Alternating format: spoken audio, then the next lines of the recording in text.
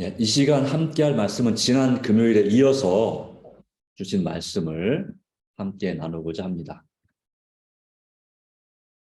어, 선지자와 예언의 은사에 대해서 지난번에 나누었습니다.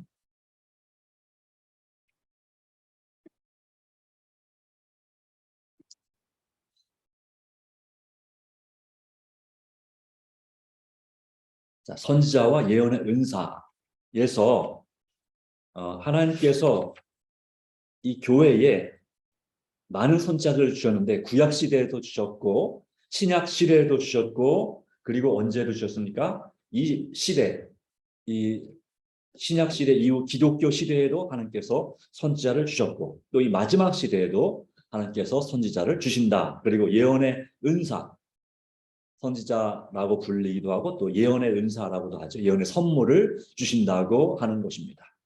이 시대에 많은 거짓 선지자들이 나왔습니다. 그 사실은 우리에게 뭘 보여줄까요? 이 거짓 선지자가 나왔다는 사실은 참 선지자들도 있을 것을 말씀하고 있는 것입니다. 이 참된 예언의 은사를 구별한 시금석, 참 선지자를 구별하는 시금석이 네 가지가 있는데요. 첫 번째는 바로 뭐냐면 여기 예레미야 28장 9절의 말씀을 같이 보겠습니다. 평화를 시작. 평화를 예언하는 선지자는 그 예언자의 말이 응한 후에야 그가 진실로 여호와께서 보내신 선지자로 인정받게 되리라. 다시 말하면 참된 예언의 은사를 구별하는 참 선지자를 구별하는 시금석은 뭐냐면 첫 번째는 선지자의 예언이 반드시 성취되어야 합니다. 자, 시금석이 뭔지 아시나요? 시금석을 보신 분은 별로 없을 겁니다. 그러나 이 시금석은 그 어떤 돌인데 다시 말하면 그것도 어떤 화학 성분이죠. 성분이 들어있습니다. 그래서 그 성분과 이 금을 접촉을 시키면 이 금의 순도가 나타나는 것입니다. 순도가 몇 퍼센트인지 또 가짜인지 진짜인지가 진짜 금인지 적어도 금인지 아닌지가 금 비슷한 그냥 광물 황동인지 구리인지 이것이 구별이 되는 것입니다. 그것이 바로 시금석입니다. 저도 시금석을 실제로 본 적은 보긴 봤을 텐데 기억이 잘 안 나죠. 저희가 여러분 광명동굴 가시면 옛날에 거기가 금광이었었는데 거기에 박물관에 그 시금석이 있긴 있습니다. 근데 제가 사진을 찍어오진 않았네요. 여러분들 한번 검색해서 찾아보시기 바랍니다.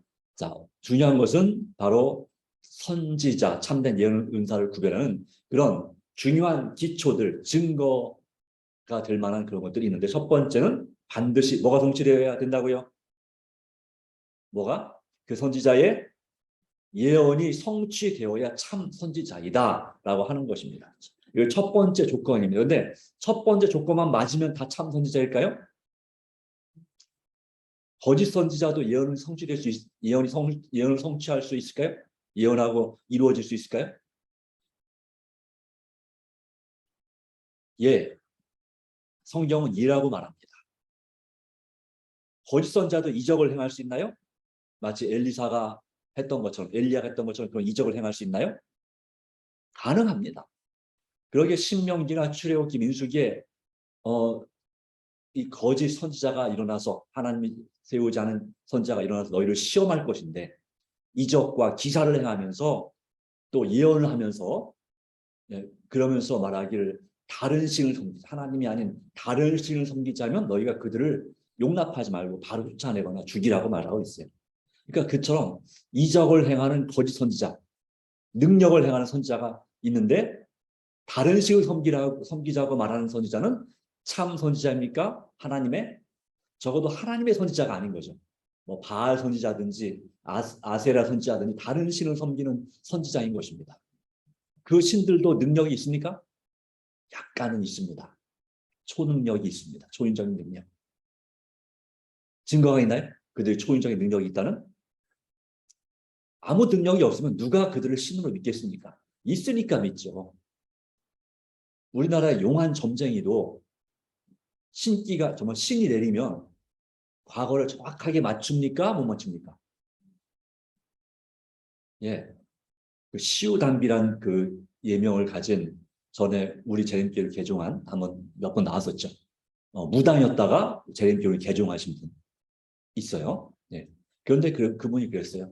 처음에 그 신을 받아서 무당이 되면 그때는 이게 신기가 보통이 아니라고. 사람만 딱 들어와도 사주팔자 안 따져봐도 그냥 그 사람의 과거가 쫙 보인다는 거죠. 네. 또 현재 무슨 잘못했는지 다 맞춘다는 거예요. 너 지금 무슨 잘못하고 있지? 다 맞춘다고. 네, 그랬어요. 네, 그게 다 이 영이 알려주기 때문에 그렇게 아는 것입니다. 근데 그렇게 신을 받기 위해서는 뭐 지리산이나 하여튼 그 기가 센 산을 찾아가서 3일 동안 한겨울에 목욕제기하고 찬물에 목욕하고 산기도, 새벽기도를 그렇게 해야 된대요. 그래야지 그 신을 받는데요. 중간에 조금 좀 빠진 것 같다 그러면 다시 가서 또 기도하면 그게 회복이 된대요. 영역이. 예, 그렇게 말합니다. 그러니까 그런 선지자들이 그런 능력을 가진 초능력자 또는 예언자라고 하는 선지자들이 분명히 있는 것입니다. 그런데 이 예언만 성취된다고 해서 참 선지자인가? 아니라고 하는 것입니다. 두 번째 시금석은 바로 뭐냐면 좀 전에 제가 드린 말씀이 여기 나왔네요. 그러니까 이런 선지자를 청종하지 말라 이거죠. 꿈꾸는 자, 그러나 또 선지자나 그 꿈꾸는 자의 말을 청종하지 말라. 다른 신들을 우리가 따라 섬기자고 할 때에 그랬어요. 네. 이것은 바로 두 번째 시금석입니다. 하나님의 말씀과 조화를 이루어야 됩니다. 하나님의 말씀, 하나님을 높이고 하나님의 말씀과 조화가 되지 않으면 그는 거짓 선지자이다라고 하는 것입니다. 세 번째는 무엇과 조화가 되어야 됩니까? 언제나 하나님의 율법과 십계명의 가르침과 조화가 되어야 됩니다. 그렇지 않으면 율법과 증거 말씀을 따르지 않으면 다른 성경 말씀은 따를지라도 이 십계명과 같은 중요한 말씀들을 따르지 않으면 그는 거짓 선지자다라고 하는 것입니다. 하나님의 심판을 받을 수밖에 없다는 것입니다.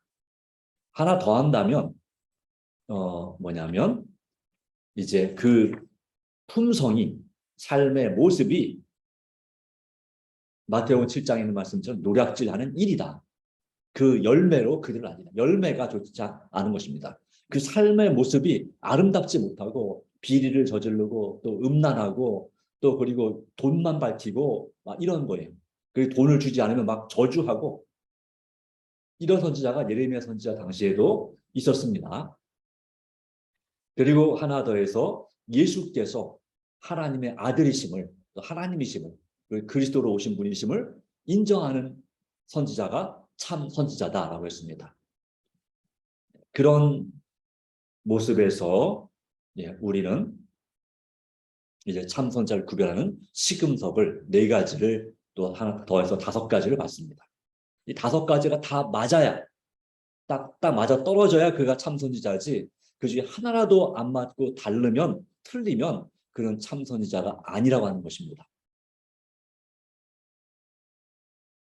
그러니까 정리하면 기억나시겠어요? 참 선지자의 시금석 뭡니까? 첫 번째 뭐라고요? 뭐가 맞아야 된다? 참 선지자. 그렇죠. 예언이 성취돼야 돼요. 예언한 것이 그대로 맞아 떨어져야 돼요. 두 번째 뭐랑 조화를 이루어야 됩니까? 하나님의 말씀과 율법과 조화를 이루어야 됩니다. 그러니까 다른 교리, 성경에 있지 않은 다른 가르침을 주장하면 그는 거짓 선지자다라고 하는 것입니다. 그리고 또 뭐가 있을까요? 열매, 그렇죠. 그 품성과 생활의 열매가 사람들에게 정말 상받을 만큼, 존경받을 만큼, 칭찬받을 만큼 아름다운 삶을 살아야 된다고 하는 것입니다. 그리고 또 하나 더 추가한다면 누굴 높인다고요? 하나님, 특별히 하나님 중에 이 땅에 오신 예수 그리스도를 하나님으로 높이는 선지자, 그리고 이 세상의 구주로, 참된 구주로 인정하는 선지자, 그가 바로 적그리스도가 아니라 진짜 하나님의 선지자라는 사실입니다. 자, 영매나 점쟁이는 하나님께 예언의 선물을 받은 사람들인가요? 뭐라고 합니까? 신명기 18장은 이런 자들을 용납하지 말라 말씀했어요. 이런 것은 성경의 하나님과 전혀 다른 것이다. 음양, 오행설, 또 그리고 요술, 무당, 진언, 진언은 이제 뭐랄까요, 일종의 뭐 신탁 이런 걸 받는 것, 하나님께 그들의 신에게 뭔가를 받아서 이제 하는 그런 진언자. 그리고 신접자, 신접한 무당, 거의 비슷한 것입니다. 박수, 초혼자는 죽은 사람의 혼을 불러내는 능력이 있는 사람, 이런 사람을 말하는 것입니다. 무당이 옛날에 이런 일도 했습니다. 엔도레 무당은 초혼자였죠. 죽은 사람의 혼을 불러 올렸습니다. 너희 가운데 용납하지 말라라고 말씀하고, 그들은 하나님의 선물을 받은 자가 아니다. 하나님은 절대 죽은 자와 교통하는 자를 통하여 말씀하지 않습니다. 다시 말하면 이 사무엘, 죽은 사무엘을 불러올린 그 사무엘은 실제 죽은 사무엘의 영혼이 올라온 것이 아니라 가짜 사무엘 흉내는 악한 영이 올라온 것뿐이라고 하는 거죠. 그도 어느 정도 때려 맞춰서 내일 이맘때에 바로 너와 내 아들들이 나와 함께 있게 될 것이다, 이런 예언을 했죠. 그리고 90% 이상 이루어졌습니다. 자, 그런데 왜 오늘날 대부분의 교회에 이런 예언의 은사가 결여되어 있나요? 선지자가 왜 거의 없을까요? 또 어떤 교회는 선지자라고 주장하는데 그 사람의 삶을 보면 선지자의 삶, 그 열매가 그렇게 아름답지 못합니다. 예, 감옥에 갇히기까지 했어요. 범죄 때문에. 일부 다처와 범죄 때문에 사기죄로 감옥에 갇혔습니다. 이러한 사람들은 거짓 선지자입니다. 또 간음을 행하고 신도들을, 우리나라에도 유명한 목사 중에 또 선지자라고 하는 그 귀신도 막 쫓아내고 하는 그런 유명한 목사님들 중에 그런 사람이 있죠. 네. 하여튼 뭐 그렇게 성적인 문제를 일으키고 여러 가지 해서 감옥에서 갔다 오고 또 벌금 맞고 한 그런 사람들이 무수히까지는 아주 꽤 많습니다. 자, 왜 대부분의 교회에 예언의 은사가, 즉 선지자가 거의 없나요? 라고 말할 때 뭐라고 말할 수 있겠습니까? 율법이 없는 거예요. 여기 말씀처럼 왕과 지도자들, 율법은 이방인들 가운데 있으며 그 성의 선지자들은 여호와의 계시를 받지 못하는도다. 이 예레미야 당시 예루살렘이 망할 때에 제사장들의 큰 어른들도 큰 범죄를 했다라고 말씀하고 있습니다. 왕도 마찬가지고 그 신하들도 마찬가지고 제사장도 마찬가지고 선지자라고 하는 사람들도 역시 마찬가지, 한 덩어리의 떡을 위해서 예언을 하는 그런 선지자들. 처음에는 그 중에 하나님의 선지자도 있었겠죠. 하나님의 선지자도 있었는데 하나님께로부터 더 이상 계시가 안 오는 것입니다. 누구처럼? 엘리 대제사장의 경우처럼 말씀이 희귀하여 말씀을 받지 못하는 겁니다. 그러니까 어떻게 할까요? 그들이 한때는 하나님께로부터 계시를 받은 선지자인데 하나님의 성령이 떠나갔어요. 그러면 그래도 먹고 살기 위해서 이제 자기 생각으로, 자기 꿈으로 예언을 하는 거예요. 그러니까 거짓 선지자가 되는 거죠. 네, 하나님의 말씀을 떠날 때에 성령의 은사는 하나님께 굴복하며 그분의 뜻에 진심으로 순종하는 삶을 살기 원하는 자에게 주어지는 것이죠. 하나님께 굴복하지 않은 사람에게는 성령의 은사가 꼭 예언 은사뿐만 아니라 다른 은사도 임할 수가 없습니다. 치료하는 은사, 방언의 은사도 마찬가지입니다. 외국어 방언 은사도 마찬가지입니다. 전적으로 하나님의 뜻에 진심으로 따르고자 하는 마음이 없으면 방언을 할지라도 그 방언이 하나님께로부터 온 방언이 아닐 수 있습니다. 여러분 유튜브나 뭐 인터넷에서 이 방언 기도 한번 검색해가지고 한번 들어보세요. 희한한 건요, 1시간 동안 방언을 하는데 마치 랩하듯이 하는데 그 내용이, 발음이 한 10초마다 한 번씩 5초나 10초마다 한 번씩 반복이 돼요. 계속 반복이. 시가리들 그렇게 쫙 하는데 이렇게 말하는데 그게 가만히 보면 저거 똑같은 얘기네. 말하자면 마치 하늘에 계신 우리 아버지 이름을 거룩히 여김 받으시오며 이거를 1시간 내내 반복하는 거예요. 맞으면 그 방언 기도 내용이 그래요. 내용이 똑같다니까요. 소리를 들어보면 발음이 똑같아요. 한 문장에 두 문장을 계속해서 반복해서 계속 하는 게 그게 방언 기도라고요. 그게 진짜 방언 기도일까요? 잘 모르겠어요. 그분들 그렇게 믿으니까 그렇게 하는데, 진짜 방언 기도라면 마치 적어도 주기도문 정도는 길어야 될 거 아니에요. 내용이 반복된 발음이 없이, 반복된 단어가 없이 계속해서 이렇게 그래도 한 30초는 해야 될 거예요. 한 문장이, 여러 문장이. 30초 또는 1분 정도. 그런데 대부분 방언 기도가 그렇지가 않습니다. 한 뭐 길어야 5초, 10초짜리를 계속 반복합니다. 마치 주문 외우듯이. 그런 마술사들이, 마법사들이 주문 외우듯이 한 5초, 10초짜리 주문을 계속해서 반복해서 하는 것이 그게 방언 기도라고 합니다. 그러면서 그렇게 말은 그렇게 하면서 마음속으로 하나님께 기도한다 이거예요. 다시 말하면.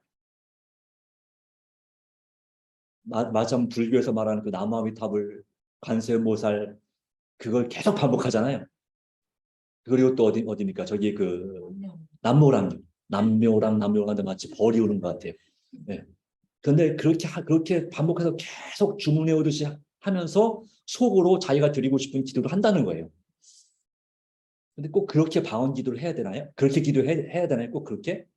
잡생각이 들지 않기 위해서 그렇게 한다. 과연 잡생각이 안 들까요? 잘 모르겠습니다. 그래서 일반 개신교, 기독교 목사님들 중에는 그런 방언을 강조하는 목사님도 계시고 그런 방언 다 쓸데없다고 그렇게 하는 목사님들도 있습니다. 그리고 교파마다 다릅니다. 같은 장로교회라도 예를 들자면 어떤 파는 방언 기도를 인정하지 않습니다. 그런 방언 기도 그건 아니다. 성령의 방언의 은사가 아니다라고 하고 못하게 합니다. 안 합니다. 고신파인가 같은 좀 아주 보수적인 장로교회 중에 아주 보수적인 파가 있습니다. 그 파는 이것을 방언 기도를 인정하지 않습니다. 감리교회도 이 방언 기도를 그렇게 강조하지는 않는 걸로 알고 있습니다. 네, 마음의 성결이 더 중요하지 방언 기도가 남들에게 자랑하려고 내가 성령 받았다고 자랑하려고 하는 것이 아니다. 교회를 세우기 위해서 진정 그 필요에 의해서 봉사하기 위해서 사람들의 마음을 회개시키고 깨닫게 하기 위해서 하나님께서 예언의 은사와 같은 또 남들 돕는 은사를 주시는 것입니다. 하나님께 영광 돌리고 사람을 행복하게 하기 위해서 주시는 것이 하나님의 선물, 성령의 은사입니다. 그런 것이 결여되어 있다는 사실은 이것은 우리 재림교회도 마찬가지 아니겠습니까? 어떻게 본다면 우리 교회에도 물론 치유의 은사, 우리가 뉴스타트 운동을 통해서 정말 체험적으로 이 치유 봉사를 많이 하고 있습니다. 그리고 그냥 하는 것보다 간절히 기도하는 마음으로 심지어 발 마사지를 하더라도 간절히 기도하면서 할 때에 그냥 하는 것과 차원이 다른 효과를 볼 수가 있어요.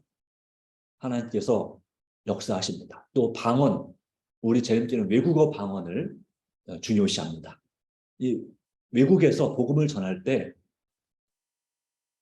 이 설교하는 것, 전도하는 것 쉽지 않습니다. 많이 연습을 해야 됩니다. 그런데 이 영어로 연습을 합니다. 설교를 준비해서 연습하는데요. 처음에는 솔직히 떠듬떠듬 거립니다. 이게 쉽지 않습니다. 이 우리나라 제2 외국어잖아요. 이게 그러니까 모국어가 아니잖아요. 그런데요, 처음엔 떠듬떠듬 거린다 하다 보면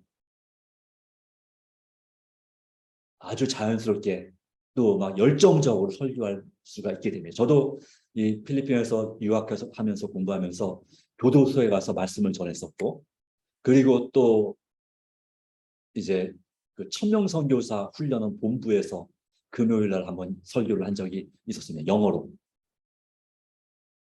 어설프죠. 그런데 은혜 받았다고 하더라고요. 무슨 은혜를 받았을까 모르겠지만. 그리고 또 제 친구 하는 말, 아유 김 목사가 그렇게 영어를 잘하는지 몰랐네. 그렇게 하더라고요. 그렇게 잘한 건 아닌데 어쨌든 열심히 준비해서 기도하고 하나님의 도우심을 구할 때 제가 실력이 뛰어나서 또 발음이 좋아서 된 것이 아닌 것입니다. 기도도 마찬가지입니다. 대표 기도도 영어로 해본 적이 있는데 그것도 마찬가지입니다. 정말 하나님께서 마음에 감동 주시고 역사하시면 되는 것입니다. 더 갈급한 선교지에 갈수록 더 갈급해지고 더 하나님을 의지할 수밖에 없습니다. 생명의 위협도 당할 수도 있고 여러 가지 어렵기 때문에 그 간절함이 있을 때 성령의 은사가 임하는 것입니다. 예언의 은사도 마찬가지입니다. 우리가 이제 언제 예언의 은사가 이 교회에 폭포처럼 소나기처럼 내릴 수 있을까요? 지난번에 한번 질문하셨는데요. 이게 우리가 일단은 예언의 은사에 대한 필요성을 느껴야 되겠죠. 내가 그 예언의 은사, 선지자의 은사에 대한 간절한 필요를 느끼지 못하면 우리에게 예언의 은사가 굳이 임할 필요가 없겠죠. 물론 내가 예지력이 있다, 예리한 그런 판단력이 있다라고 할 때 그런 사람에게 예언의 은사가 임할 가능성이 아무래도 높겠지만 하나님은 특별히 겸손하고 정말 하나님을 간절히 찾는 사람들에게 은사와 선물을 주시는 것도 마찬가지입니다. 이제 이 세상 역사는 지금 마지막 때라고 말하고 있죠. 지금 전 세계적으로 이제 경제적인 어려움이 서서히 증가되고 있습니다. 코로나19 같은 전염병으로 인해서 이 경제 위기가 오자 나라에서 어떻게 했습니까? 전 세계적으로 나라들이 할 수 있는 한 나라의 능력이 되는 돈을 막 찍어서 풀었습니다. 돈을 풀었더니 시중에 돈이 많아졌죠. 그러니까 어떻게 됩니까? 돈은 많은데 물건이 적다 보니까 물가가 오르고 있어요. 그래서 미국도 8%, 우리나라도 5%, 6% 물가가 오릅니다. 이제 라면값 뭐 이런 것들 가장 기초적으로 먹는 서민들이 먹는 것도 지금 많이 오르고 있습니다. 그렇죠? 그 물가가 오르면 어떻게 할까요?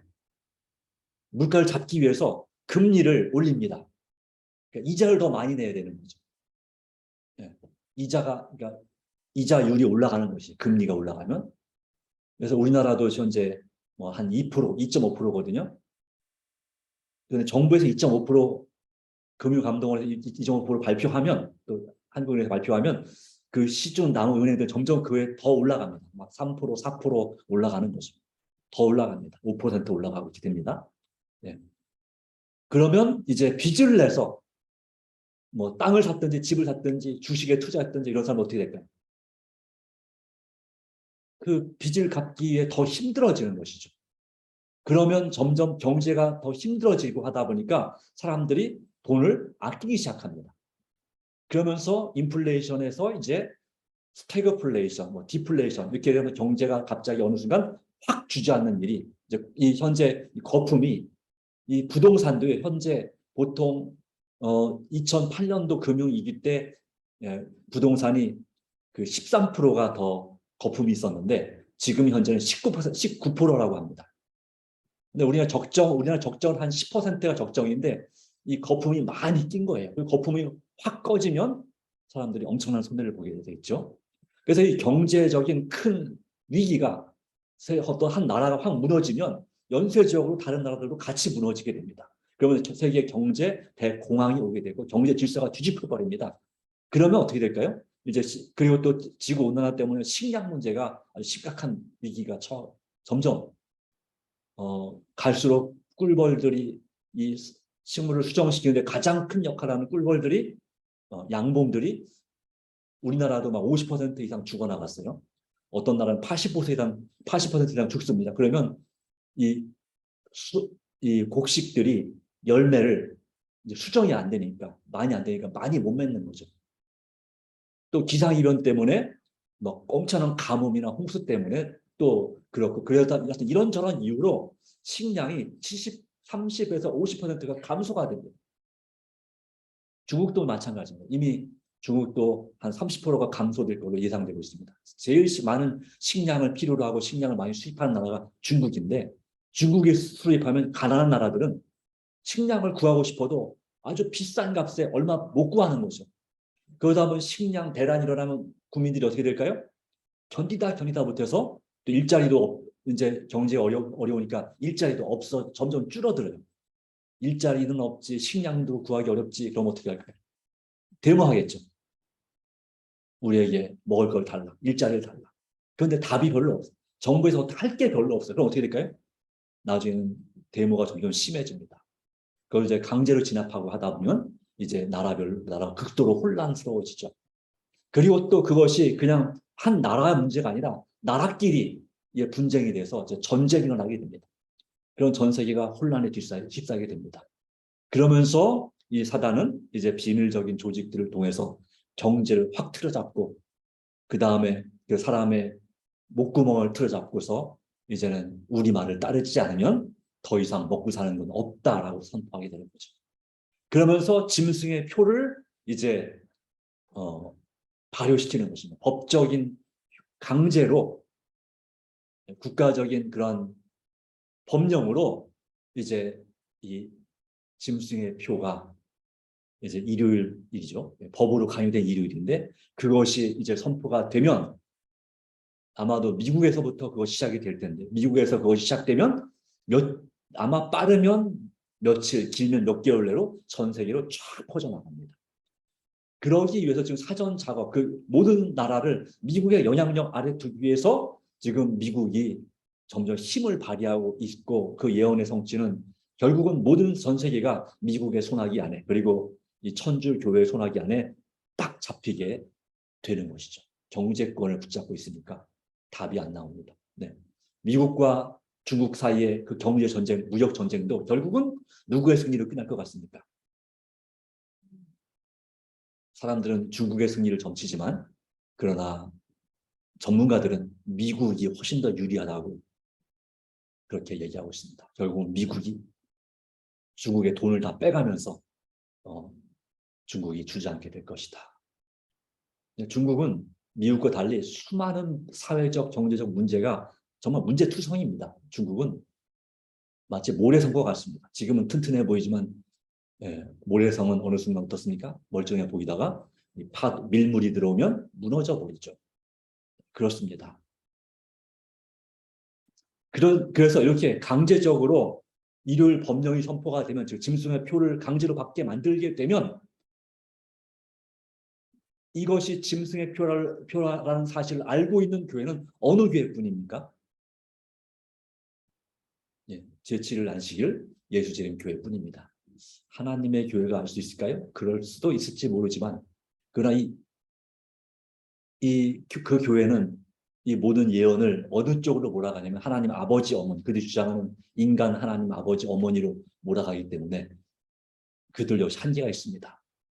오직 하나님만을 높이는 그런 교회 바로 이 재림교회가 다니엘과 요한계시록을 바르게 해석하고 있는데요. 이 짐승의 표와 짐승의 표를 받게 하는 짐승의 우상과 그 첫째, 둘째 그 짐승의 그 세력이 무엇을 의미하는지 중세 교회의 후신인 천주교회와 또 미국이라는 사실을 분명히 알면서 그것을 분명히 크게 외치며 내 백성아 거기서 나오라고 외치는 그것을 밤중 소리 또는 큰 외침이라고 말합니다. 그 큰 외침을 하려면 뭐가 필요할까요? 맨정신은 안 되는 거죠. 네, 그렇다고 정신 나갔다는 말은 아니겠지만 내 현재 이 새 가슴으로는 담대하게 복음을 전할 수 없습니다. 성령의 임재로 충만해져야만이 겁 없이 담대하게 생명도 두려워하지 않고 생명의 어떤 위협도 두려워하지 않고 먹고 사는 거 걱정하지 않고 담대하게 복음을 전할 수 있죠. 그것이 바로 늦음이 성령의 충만한 역사입니다. 그 늦음이 성령 충만의 역사가 임할 때에 바로 초대교회 당시 오순절날에 이른비 성령의 역사적인 충만함을 통해서 하루에 3,000명, 5,000명이 회개하는 역사가 일어난 것처럼 이 마지막 시대에도 예언의 말씀은 하루에 3,000명, 4,000명씩 또 회개하는 역사가 일어날 것이다 라고 말하고 있습니다. 바로 그런 일이 가능하려면 무엇이 필요할까요? 예언의 은사가 반드시 필요합니다. 이 예언의 은사, 늦음이 성령 충만한 역사가 그때 일어나는 것입니다. 바로 그때를 위해서 우리가 지금 예언의 은사, 선지자와 예언의 은사에 대해서 배우고 준비하는 것입니다. 이 일은 누가 일으킬까요? 목사님들이 일으킬까요? 아닙니다. 목사님들은 지금 우리 성도 여러분들 준비시키는 책임을 갖고 있습니다. 이 늦은 비 성령의 충만한 역사는 성도, 평신도를 중심으로 일어날 사건입니다.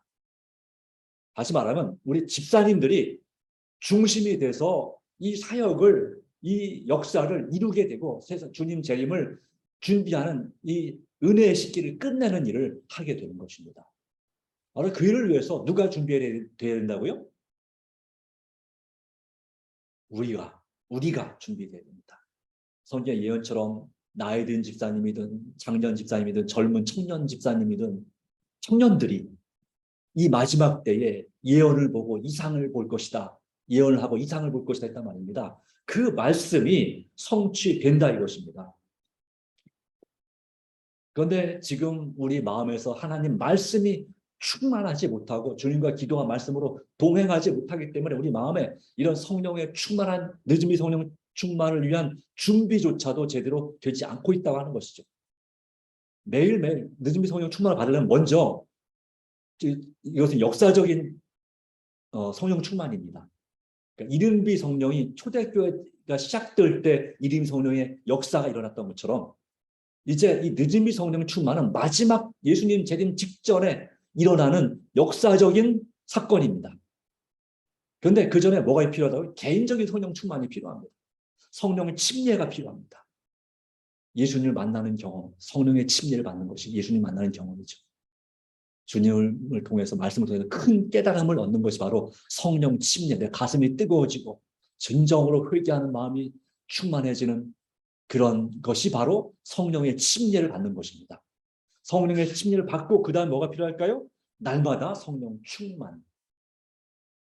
침례는 이제 도장을 찍어주시는 거고 내 마음에 외적인 증거는 안식일이 바로 하나님의 인이고 내적인 증거는 성령 충만이 바로 성령 침례가 하나님의 인입니다. 하나님이 두 가지예요.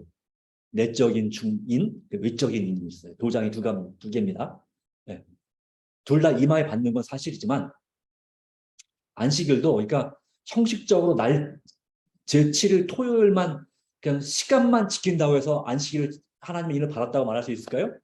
저는 그렇게 보지 않습니다. 안식일을 기억하여 지키는 것만으로 성령 충만? 글쎄요입니다. 정말 안식일을 어떻게 지켜야 성령 바로 하나님의 인을 받을 수 있을까요? 기억하여 그 다음에 어떻게 지켜야 됩니까? 거룩하게 지켜야 됩니다. 정말 마음에서 우러나서 하나님을 만나는 날로 세상과 완전히 단절하고 세상과의 교제와 접촉을 끊고 오직 하나님과 하나님을 믿는 성도들과만 정말 완전히 마음을 나누는 교제하는 그런 시간으로 안식일을 기억하여 거룩하게 지키고 복되고 존귀한 날. 내가 정말 이 유대인들이 안식일 해가 질 때마다 하늘의 여왕이 안식일에 여왕이 우리 집으로 오신다 라고 생각한다고 하는 거죠.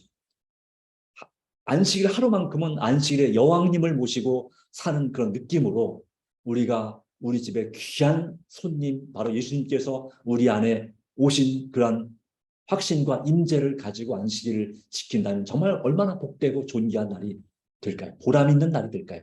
그러한 안식일로 우리가 지킬 때 정말 살아있는 안식일이 되는 것이고 우리가 살아있는 그리스도인이 되겠죠. 문제는 우리가 이걸 압니까 모릅니까? 압니다. 알기는 아는데요. 왜 우리가 이 안식일을 정말 진짜 복되고 거룩하고 행복한 안식일로 우리가 말은 해피 사바스, 행복한 안식일입니다. 행복한 안식일 보내세요 라고 인사는 하는데 실질적으로는 왜 그냥 다른 평일하고 많이 차이가 없을까요? 여전히 우리 주변에는 TV가 있고 라디오가 있고 그리고 유튜브가 있고 또 여러 가지 인터넷 여러 가지 재밌는 것들이 우리 주변에 여전히 많이 있고 우리 안식일에는 여전히 세상적인 이야기를 하고 안식일에 또 그렇게 평일 바로 전날이나 그 다음날과 많이 구별되지 않은 크게 구별되지 않은 삶을 사는 이유는 왜 그럴까요? 우리 마음 가운데 무엇이 없습니까? 말씀이 충만하지 않기 때문이기도 합니다. 우리 마음 가운데 말씀을 주신 예수님께서 충만히 살아계시지 못하다는 증거이기도 합니다. 우리의 믿음이 아직은 너무나 약하다고 하는 것입니다. 알면서도 못 지키는 이유. 우리는 정말 다시 한번 결심을 해야 될 줄로 믿습니다. 이 시간에 우리가 정말 이 초대 교회나 또 에스라, 느헤미야 당시에 그 백성들이 왜 우리가 망했는지를 생각하고 그 망한 원인을 찾아보고 다시금 하나님께 충성되이 헌신하기로 결심했던 것처럼 우리도 정말 기도와 말씀으로 다시 한번 충성되이 헌신할 수 있는 우리 삶이 되기를 간절히 바랍니다. 그럴 때 예언의 은사가 우리에게 의미가 있는 것입니다. 그렇죠? 그렇지 않으면 이것은 그냥 남의 얘기입니다. 예언의 은사 어디서 찾을 수 있나요? 교회 중에서 찾을 수 있어야 된다고 말했죠. 이 여러 은사 가운데 사도, 선지자, 교사, 능력케 하는 자, 병 고치는 은사, 서로 돕는 것, 다스리는 것, 각종 방언을 말하는 것이라 이런 은사가 교회에 임했습니다. 초대교회 당시에 있었습니다. 또 위로 올라가실 때에 에베소서 4장 8절 사람들에게 선물을 주셨다고 말씀하고 있습니다. 또 에베소서 4장에도 마찬가지입니다. 예언의 은사는 성경을 대체하기 위해서 주어진 건 아니지만 어떤 사람은 사도로, 어떤 사람은 선지자로, 어떤 사람은 복음 전환자로, 또 목사와 교사로 삼으셨으니 목적은 뭡니까? 성도를 온전하게 하여 봉사 일을 하게 하며 그리스도의 몸을 세우려 하심이라라고 말씀하고 있습니다. 바로 우리의 사역과 봉사를 통해서 성도들이 정말 세속에서 나와서 정말 회개하고 하나님 보시기에 흠도 없고 점도 없이 거룩한, 말 그대로 그냥 신자가 아니라 성도가 돼야 됩니다. 새 삶을 살아야 됩니다. 그리고 봉사의 일을 하게 되고 우리가 이 교회에 있으면서 누구에게 상처를 주기만 하는 사람이 아니라 상처를 치유하는 사람, 죄인을 용서하고 끌어안는 사람, 허물을 덮어주는 정말 영적인 아버지, 어머니가 되어야 됩니다. 그리하여 이 교회를 세우고 부으시고 발전시키는 하나님의 사람들이 되어야 하는 것이 사실입니다. 이를 위해서 우리는 정말 간절히 기도해야 됩니다. 다시 한번 회개하는 마음. 이 라오디게아, 아직 예언에서 없는 이유도 이 라오디게아 정신을 가지고 있어서 그래요. 라오디게아 교회는 어떤 정신이 있었습니까? 뜨겁지 않고 어떠했어요?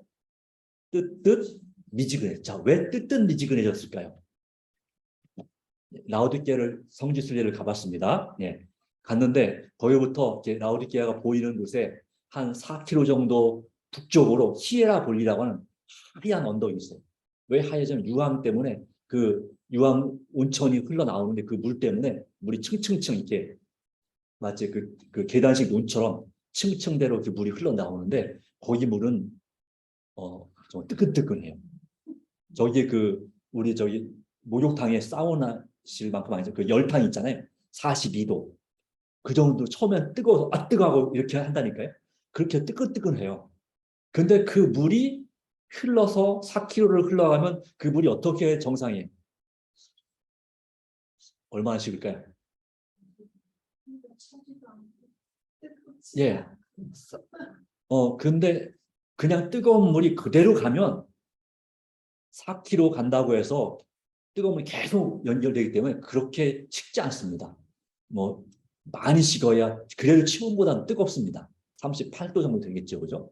30, 예, 그냥 될 거예요. 사실 그 물이 제가 42도라는 뜻이 아니라 그거 더 뜨거운 물인데 사람들이 감당할 수 있는 수준으로 흘러내려 주는 거예요. 원래는 온천이니까 온천물이 얼마 정도 돼야지 온천이에요? 4, 50도 넘어야 되잖아요. 그 이상 된단 말이죠. 원래 7, 80도 되는 그런 물이 흘러나오는 거죠. 그런데 왜 나우리 깨우면 뜨뜻 미지근해지냐면 그게 너무 뜨거워서 쓰기 어려우니까 유황도 섞여있지만 그 골로새, 가까이에 골로새가 있어요. 비슷한 거리에 골로새가 뭐가 나오냐면 찬물이 있어요. 찬물하고 뜨거운 물을 섞는 거예요. 섞으니까 목욕하기 딱 좋은 물로 되는 거예요. 이렇게 딱 보면 한 체온보다 조금 더 뜨거 한 38도 정도가 되는 거예요. 근데 그걸 먹기는 좀 안 뜨겁죠. 그래서 그런 물이에요. 그런 것처럼 왜 우리가 뜨겁지 않느냐? 왜 그럴까요? 라우디게의 특징은 세속화입니다. 세상을 사랑하다 보니까 세상 것은 하나님의 성령이 뜨거운 물이라면 세상의 재미나 이런 것들은 찬물이에요.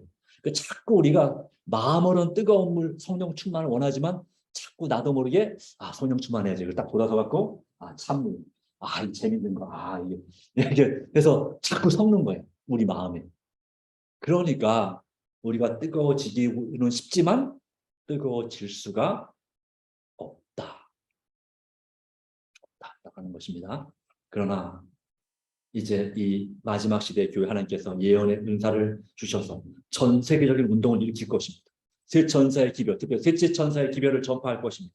그리고 하나님의 계명을 그 결과로 많은 사람들이 안식일을 준수를 포함한 하나님의 계명을 지킬 것입니다. 그리고 영혼 불멸이 아니라 영혼을 편히 쉬는 잠으로 가르칠 것입니다. 그리고 이 마지막 이 예언의 은사는 이 마지막 시대에도 하나님께서 교회에 예언 은사를 주셨다고 하는 것입니다. 그 대표적인 선지자 중 한 사람이 바로 엘렌 하몬이라고 화이트이라고 부르는 여사라고 하는 것입니다.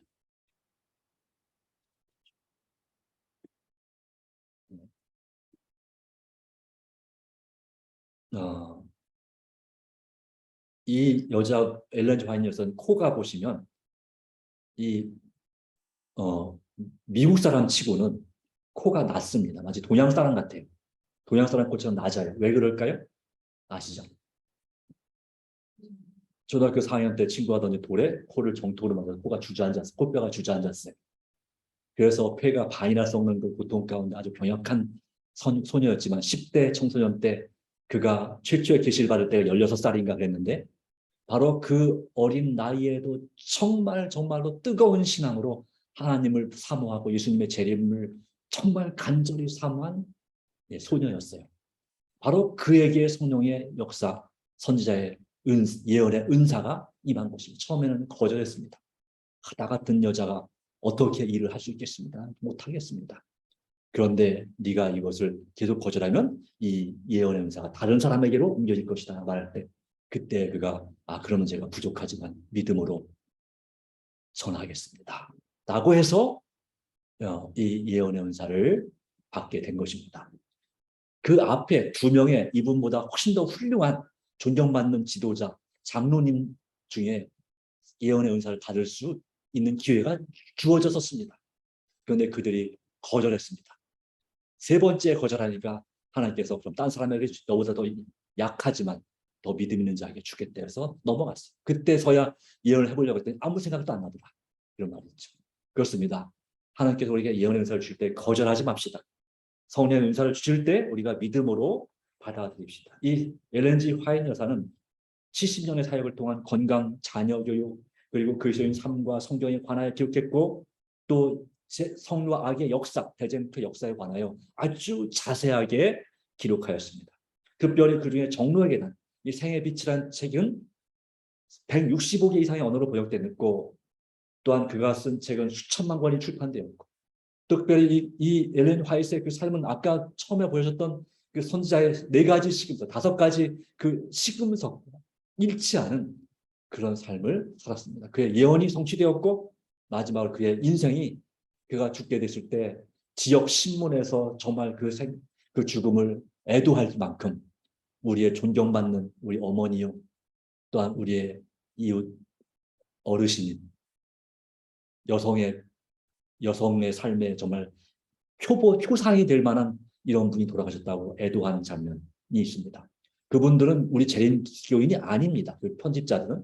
그런데 그들이 그런 기사들을 기록한 모습을 볼 수가 있습니다. 이것이 끝이 아닙니다. 예언의 은사는 엘렌 G 화이트 여사로 끝날 것인가? 아니라고 하는 것입니다. 그는 성경의 요엘 2장의 예언을 일부만 성취한 것입니다. 이제 아까 말씀드린 대로 늦은비 성령의 운동이 필요할 때 국가적인 일요일 법령이 선포될 때에 그때에 재림 성도들 중에 정말 준비된 신실한 성도들이 그리고 특별히 이 늦은비 성령의 역사는 각 개인에게만 임하지 않습니다. 한 마음으로 한 뜻으로 연합된 그 그룹에게 늦은비 성령 충만의 역사가 임하는 것입니다. 오순절 때도 마찬가지였습니다. 이른비 성령 충만의 역사도요. 개인에게만 임한 것이 아니라 같이 모여서 함께 모여서 저녁 기도에 힘쓸 때 정말 열심히 기도하는 그 120명의 사람들에게 이 이른비 성령이 임했습니다. 그 당시에 적어도 500명 이상의 제자가 있었습니다. 360명은 어떤 이유인지 모르겠지만 그 120명과 함께 합하여 기도하지 않았습니다. 개인적으로 집에서 하겠습니다. 했겠죠. 사정이 있었겠죠. 그러나 360명을 제외하고 360명, 380명 그렇죠. 380명은 성령 충만을 당장 받지 못해 나중에 받았을지 모르겠지만 120명이 늦은 이른비 성령의 충만한 역사 받은 것처럼 이 마지막 때도 마찬가지입니다. 수천만의 우리 잼 성도가 전 세계적으로 있지만 또 이 인천 지역에도 적어도 기록상으로 한 2,000명이 넘는 성도들 실제 모이는 숫자가 수백 명의 성도들이 있지만 그 중에서 늦은비 성령의 충만을 받을 그런 교회는 얼마나 될지 알 수 없습니다. 그러기 위해서 우리 김포교회가 정말 늦은비 성령 충만의 역사를 받으려면 우리 모두가 한마음 한뜻으로 연합해야 됩니다. 적어도 여러분의 소그룹, 여러분의 목장 식구들끼리 똘똘 뭉쳐서 한마음으로 연합하여서 간절히 기도하고 전도하고 봉사하는 그런 삶을 살기로 결심해야 됩니다. 그럴 때 이 역사가 임하는 것입니다. 아시겠죠? 바로 그런 역사를 위해서 준비되시기를 간절히 바랍니다. 네. 마무리해야 되겠죠?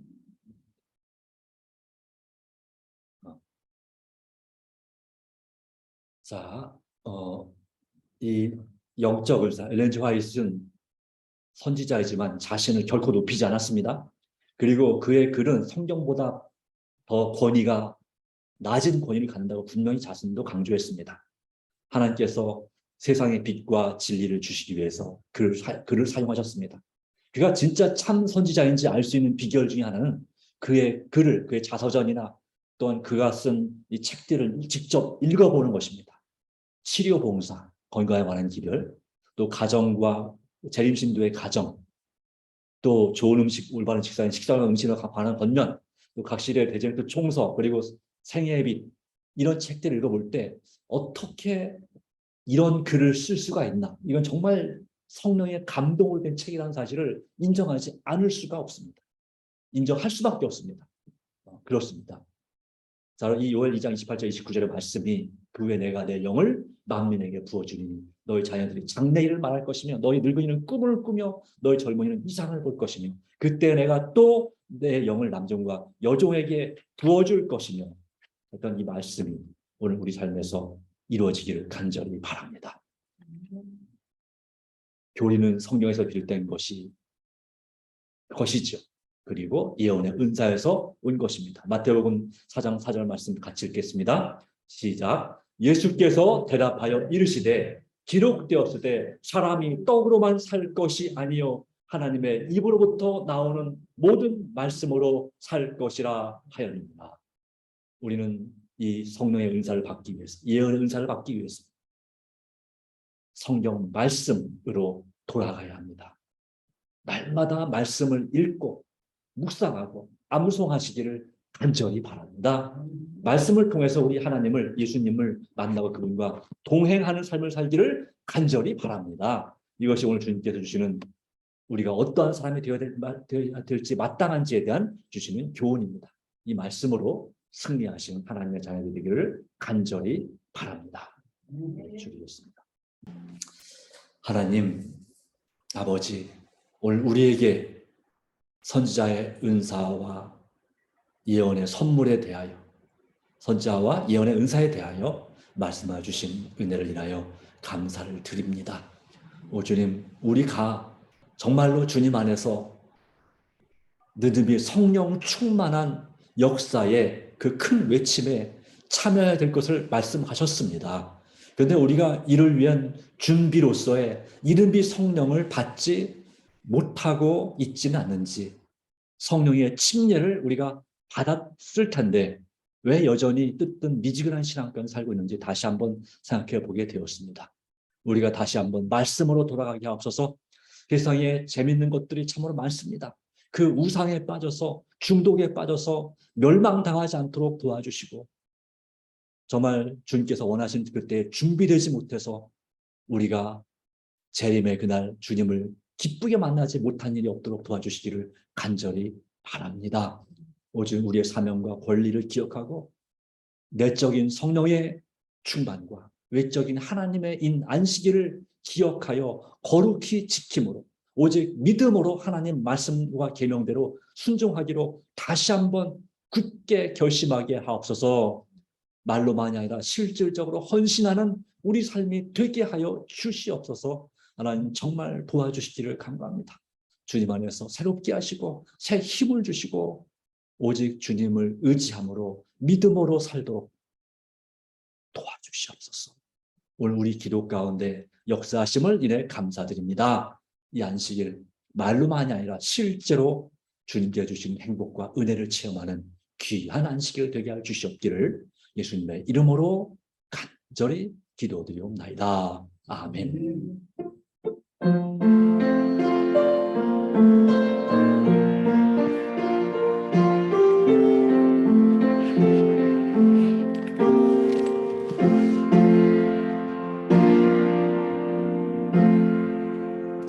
네, 감사합니다. 주님께서 행복한 안식일 되시기 바랍니다. 내일 뵙도록 하겠습니다. 감사합니다.